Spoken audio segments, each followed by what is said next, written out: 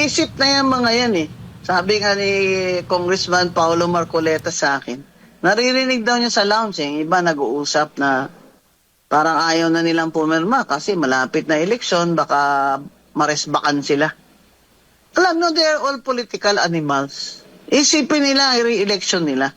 Kaya naman sila dikit ng dikit dun sa puon nila na si Martin Luther King Romualdez, lalo na yan si Luistro ng Batangas. Kasi yun ang namimigay sa kanila ng pera na ipamimudmud nila. Pamudmud nila yung pera natin, parang kanila.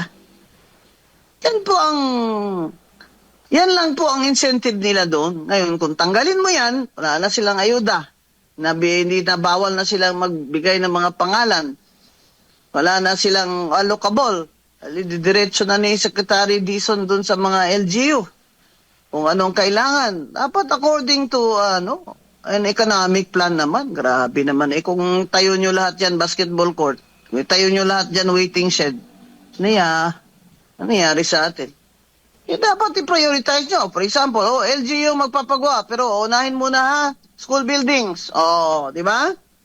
Tsaka yung farm to market road na yan, yan ang bagong flood control scam eh. Yung farm to market road kasi hindi naman makikita yung road na yan doon sa tuktok ng bulkan. Lalagyan nila. Kaya, itong impeachment na ito kay Vice President, posibleng i-dismiss nila. Sasabihin nila, lacking in substance. Kasi confidential fund ang basis. Meron ng COA unmodified finding na pumasa na sa audit ng COA yung confidential fund na 129 million. Compare mo naman sa ilang bilyon-bilyon mo ninakaw na mga magnanakaw na congressman dyan at DPWH. Kasama pala yung mga taga-Malacanang, yung mga undersecretary pala na naglalagay din sila ng mga sarili nilang flood control tsaka unprogrammed funds. Grabe. PBM, may sakit ka na ngayon, kaya ganyan. Lahat ng pera mo dyan, isaksak mo dyan sa tiyan mo. Attorney? Mga kababayan, ako po ay nananalangin na lang, gabi-gabi, na baka sa 2 taon naman po ay may light at the end of the tunnel. Basta wag nyo lang po silang ipanalo sa 2028 ay magkaka-reform tayo. Hindi pwedeng sila rin ang magre-reforma, sila rin yung sumira sa bansa natin at sa ating ekonomiya, sa ating mga kababayan. Kaya possible talaga na ma-dismiss nila yan. Pag may basbas. Kasi kahit na nag-inhibit si Sandro as majority leader, kunyari lang yun. Pag may utos, gagawin pa rin yun. Aakyat pa rin sa Senado. Pero ito lang po ang sasabihin ko sa inyo.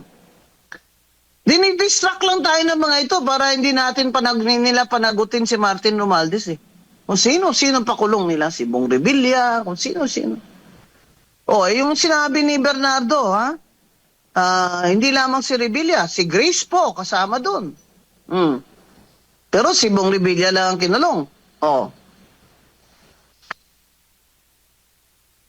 Pwedeng iakyat nila. Sige, iakyat nila. Pero kailangan nila ng 2/3 vote ng Senado or 16 votes. Bilangin nyo na kung may 16 votes sila. Wala silang 16 votes dahil 9 na ang hindi sasang-ayon sa impeachment. So, ilan lang kanila? 24 minus 9. Mga batang grade 3. 24 minus 9. Ilan lang kanila? 15? 15. Kulang sila ng isa.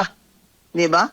Kahit nasabihin pa nilang, hindi naman nag-attend si Bato nagtatago si Bato O di minus na yung sa total. Hindi. Kasi nakalagay naman sa konstitusyon dapat 2/3 ng buong Senado. So kahit absent, kahit abstain, 2/3 pa rin ang kailangan. 16, 16 ang kailangan nila para ma-impeach ang Vice President. Lahat po ito, kung sa Bisaya, balabugay lang eh. Para makalimutan natin yung mga magnanakaw dyan.